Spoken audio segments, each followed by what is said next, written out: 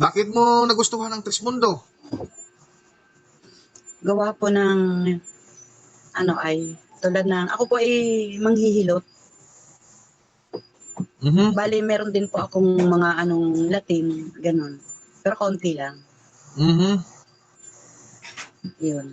At ano ang Nagagamot po ako. at ano ang nakita mo sa Trismundo na mas gustuhin mo ang Trismundo kaysa Latin mo? Naisip ko po kasi talaga totoo naman po na yung mukha ni Jesus Christ na ipinapakita is hindi naman talaga totally na yun yung mukha. Yes, tama ka po. Tsaka, Pero ang trabaho ng Trismundo, gaya ng sinabi ng amang spiritual na si Trismundo Tresilario, ipamulat sa buong mundo ang katotohanan na ang dala ng dayuhan ay hindi totoo, isang huwad na pinapaganda ang kwento ni Hesukristo na hindi naman totoo na sinasabi ay nakapagpabuhay ng patay, nakapagpakita ng bulag. Yan ay mga kwento laang na pinapaganda ang kwento ni Hesukristo. Pero ang sa lahat ng likod na yan ay si Impinito de Diyos, ang tinakwil ng espiritual ng mundo, na siyang ginagamit nyo ang kapangyarihan niya para makapaglinlang ng ibang tao. Sabi nila na ang kapangyarihan daw mayroon ding ginagamit sa kabutihan, ginagamit din sa kasamaan sa inyo. Pero iisa lang din ang nasa likod niyan. Si Impinito de Diyos. Kayo lang yung pinag-aaway-away dyan. Para kunwari, mayroong kabutihan, mayroong din kasamaan. Oh. Kung maniniwala ka ba, ang mga tao nga nagpapagamot sa inyo, tapos binibigyan ng habak, anong nangyayari sa mga ginagamot? Mas lalong nadagdagan ang sakit. 100% lahat talaga nagkukumplain dito sa Trismundo. Ganon talaga ang sinasabi. Ako naman po ay walang mga habak-habak, wala po. O kasi yung sa'yo ay hilot laang. Pero gumagamit ka pa rin ng Latin para guminhawa ang taong hinihilot mo. Tama ba? Ang sa'yo, nanay, ginagamit sa'yo sa kabutihan. Walang problema tayo doon. Marami kang natutulungan. Good job. Pero, maniwala ka man at sa hindi, ang sa likod niyan ay si Impinito de Diyos. Ang Diyos sa kadiliman. Ang espiritual mo o kaluluwa mo ay sinasangla mo na kay Impinito de Diyos. Buhay ka pa.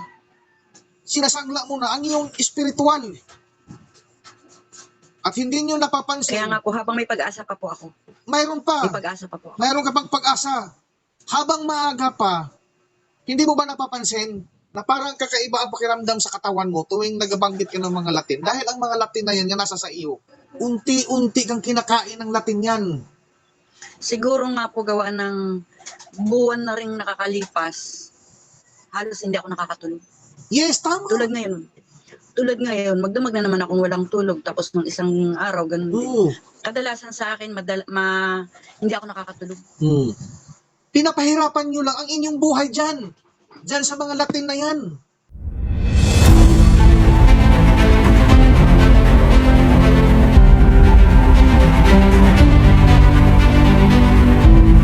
Opo.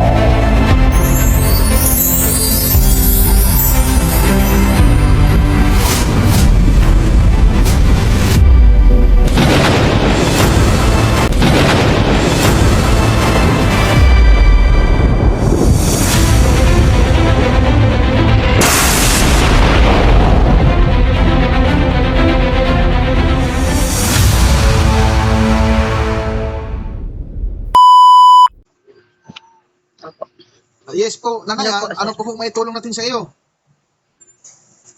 Ako po ay interesado po dyan sa inyong samahan. Taga saan po ba ikaw? Napanood ko na po yung taga Quezon Province po, General Luna, Quezon. Bakit mo nagustuhan ang Trismundo?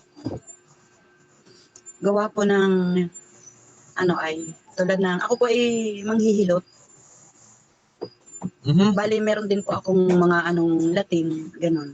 Pero konti lang. Yun. At ano Nagagamot po ako. At ano ang nakita mo sa Trismundo na mas gustuhin mo ang Trismundo kaysa Latin mo?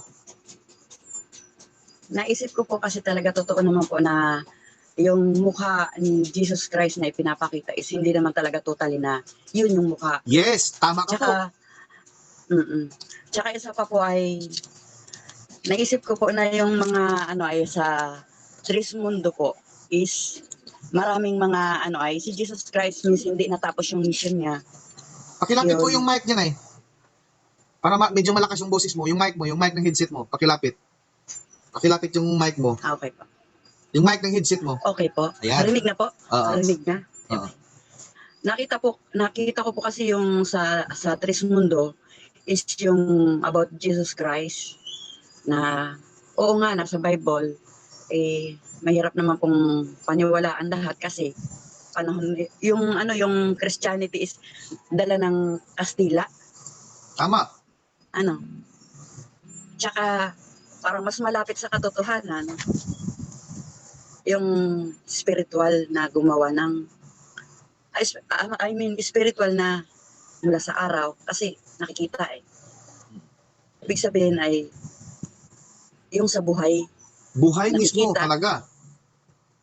Yes po. Ito ha, ganito, paliwanag ko po sa iyo nanay ha. Bakit tinatawag na Trismundo? Dahil ang Trismundo ay ang kinikilala ang espiritual ng araw, hangin at ang tubig. Ang lahat ng nakikita mo dito sa mundong may buhay ay nilikha yan ng espiritual ng mundo.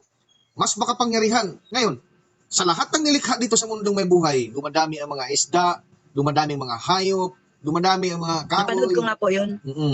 Yun po ay napakinggan ko po sa vlog niyo. Pinakinggan ko po maigi yun at napapag-isip ko na para totoo naman. Yes, tama. Kasi kung halimbawa man ay spirit laang is wala namang buhay kasi espiritu eh. Oo. Hindi mabubuo. Kasi, gaya lang sa inyo, ang tinatawag nyo ay nakasulat sa papel. Yan ay hinango sa walang buhay, patay, tulog, ang espiritual dyan. Yes po, yes. Tulad ng tinitignan nyo sa rebulto, yung inukit sa kahoy, inukit sa bato. Yan ay mga walang buhay. Pero sir, hindi po ako nagsisimba. Wala namang problema doon. Kasi, ano naman po ang pupuntahan mo doon sa simbahan? Hindi naman tayo naninira ha. Sa atin lang ito. Sa mga nagsisimba, ituloy nyo lang yan kasi may kanya-kanya tayong paniniwala. Pero, ang trabaho ng Trismundo, gaya ng sinabi ng amang spiritual na si Trismundo Tres Hilario, ipamulat sa buong mundo ang katotohanan na ang dala ng dayuhan ay hindi totoo, isang huwad na pinapaganda ang kwento ni Jesucristo na hindi naman totoo na sinasabi ay nakapagpabuhay ng patay, nakapagpakita ng bulag. Yan ay mga kwento laang na pinapaganda ang kwento ni Jesucristo.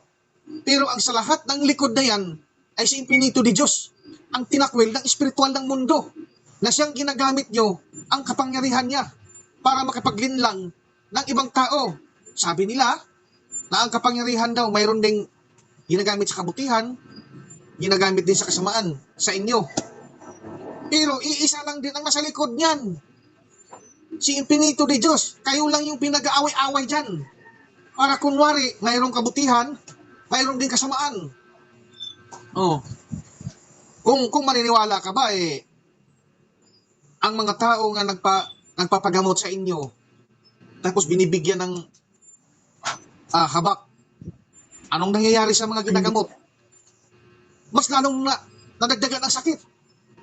100% lahat talaga nag-complain dito sa Trismundo. Ganun talaga ang sinasabi. Ako naman po ay walang mga habak-habak, wala po. O kasi yung sa'yo ay hilot laang. Pero gumagamit ka pa rin ng Latin para guminhawa ang taong hinihilot mo. Tama ba? Ang sa'yo, nanay, ginagamit sa'yo sa kabutihan. Walang problema tayo doon. Marami kang natutulungan. Good job. Pero, maniwala ka man at sa hindi, ang sa likod niyan ay si Infinito de Diyos. Ang Diyos sa kadiliman. Ang espiritual mo o kaluluwa mo ay sinasangla mo na. Kaya Infinito de Diyos, buhay ka pa. Sinasangla mo na ang iyong espiritual. At hindi nyo napapansin. Kaya nga po, habang may pag-asa pa po ako. Mayroon pa. May pag-asa pa po ako. Mayroon ka pang pag-asa. Habang maaga pa, hindi mo ba napapansin na parang kakaiba ang pakiramdam sa katawan mo tuwing nagabanggit ka ng mga Latin? Dahil ang mga Latin na yan, nasa sa iyo, unti-unti kang kinakain ng Latin yan. Siguro nga po gawa ng buwan na rin nakakalipas, halos hindi ako nakakatulog. Yes, tama. Tulad ngayon, tulad ngayon, magdamag na naman akong walang tulog tapos nung isang araw, ganun din. Oo. Kadalasan sa akin, hindi ako nakakatulog. Pinapahirapan nyo lang ang inyong buhay dyan. Dyan sa mga Latin na yan. Marami nang nagsasabi. Pero ang mga tao bulag sa katotohanan. Ang dami ko pa mga basir dyan, pero alam ko, yung mga basir na yan, yung mga taong nagbibinta ng mga gamit, yun lang naman ang papalag dyan eh. Pero yung mga hindi nagbibinta, yun yung mga sumang-ayon sa mga Ah, kwento. Kaya nanay, ikaw, ilang taon ka nang nagiging manggagamot? bali, yung sa paghihilot ko po is nasa 20 years old pa lang po ako. Ang tagal Ako mo na. naghihilot na. Pero yung mga Latin-Latin, siguro mga 1 taon pa lang. Mm-mm. Simula nga simula nga nagamit ka ng Latin, doon na Hindi pa ako makatulog. oo. Kaya gaya nga ng sinasabi ko, lahat ng gumagamit ng Latin o anting-anting o agimat, pinapahirapan nyo lang ang inyong buhay. Buhay pa kayo, sinasagla nyo na ang inyong kaluluwa. Hindi, Siguro nga po kasi nahihirapan na din po ako ay. oo. Nasaan na yung mga Latin mo at ipaparamdam ko to sa iyo? Ang kaginhawaan. Ha? Latin po at saka, yung mga Latin po at saka mga tubig. Lahat-lahat, ilabas mo lahat ha. Opo.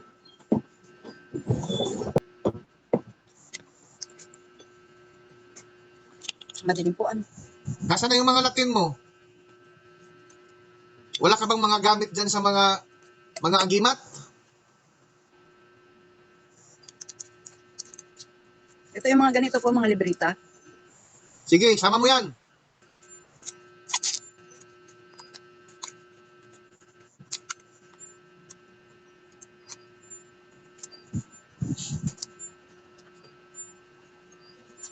Nako, kayo talaga ang mga walang alam. Kawawa talaga kayo. Swerte ang lumapit sa Trismundo dahil matapos na ang paghihirap nyo. Yung Latin na yan ay siyang magpapahirap sa buhay nyo. Ano yan, nanay? Latin din.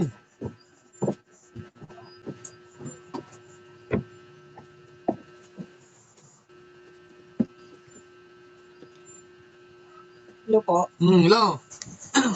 Nandito na po. Nasaan na?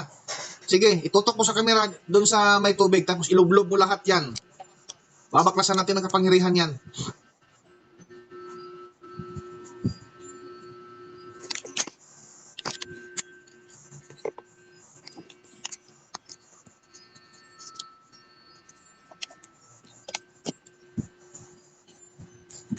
Yan. Okay, lublob mo yun dyan.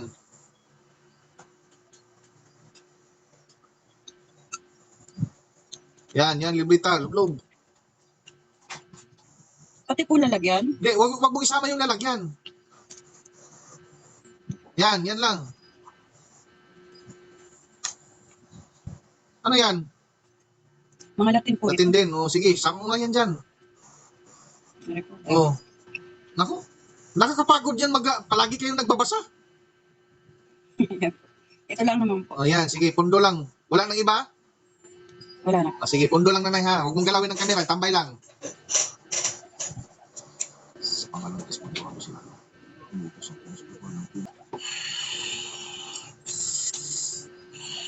Gusto ko ka.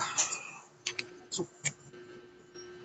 sige, harap sa'yo nanay, tapos kuha ka ng tubig na mainom.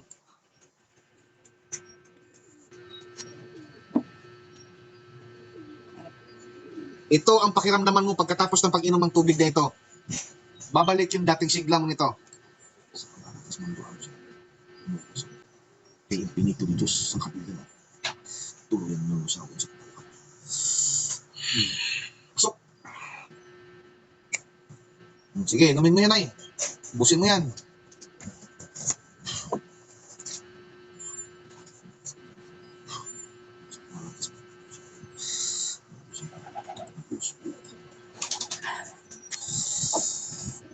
Nga. O, pasok. Lunok. Lunokin mo. Pakiramdaman mo. Kumpara mo kanina at ngayon. Gumaan pakiramdam. O. O, di ba? Wala Magic. na. Lusaw na ang kapangyarihang impinito ni Diyos na nasa katauhan mo. Bakit parang lumalaki ang ulo ko? Oo. Yung tubig na iniinom mo at yung pinasubo ko sa'yo, papasok na yan sa lahat ng parting katawan mo. Pwede ba akong, bukas ba ang third eye ko? Ano? Nakakita ka ba ng hindi nakikita? Ha? Nakakita ka ba ng hindi nakikita Ano sa po? iba? Hindi pa eh. Hmm. Ito lang masasabi ko sa iyo, nanay. Huwag na huwag mo nang pangarapin pa na bubuksan ang iyong pangatlong mata. Dahil yan yung magiging kuwan mo, perhisyo sa buhay. Paghiga mo, nakikita mo yung mga walang ulo. Nakahiga ka, pagdilat mo, andyan sa kisame. Nakikita mo mga taong walang ulo. Baka yan pa yung ikakamatay mo ng maaga. Puro nervyos ang nakikita mo. Nakakatakot-takot. Hindi Kasi naman po ako nervyosa. bakit ko ba nasasabi yan? Dahil yung may mga third eye dito, pinapasirado nga nila eh. Kasi ayaw na nila yung nakikita nila na hindi nakikita sa walang third eye. Nakakatakot. Ang papangit ng mga mukha daw nakikita daw nila. Oh. Gusto ko sanang makita yung ano, ibig sabihin, gagamitin ko din sana ito sa pangtulong ba? Pagtulong din. Nanay, ang pagtulong sa kapwa-tao tulad ng Trismundo, hindi kailangan na may third eye ka dahil mararamdaman mo yan. Tulad sa akin, wala akong third eye. Pero bakit nagampanan ko ang pagtulong sa ibang tao? Hindi na kailangan yung mayroon kang third eye. Pero kung mayroon ka ng third eye talaga, gift mo na yan na makikita mo. Kasi kumbaga para sanayan lang yan eh. Pero kung ikaw simulat sa kulay hindi bukas yung pangatlong mata mo at ngayon lang yan binubuksan, huwag mo nang pangarapin dahil nakakatakot ang makikita mo. Madali mo lang yan sabihin kasi hindi pa nakikita. Marami na sumubok yan dito. Pero ganun pa rin pinapasirado yan. Mm-hmm. Parang ako inakilabutan. Yes. Bibigyan mo na kita ng protection ha. Sa pangalan tis mundo ano sila. Puso. Ha. Pasok, lunok.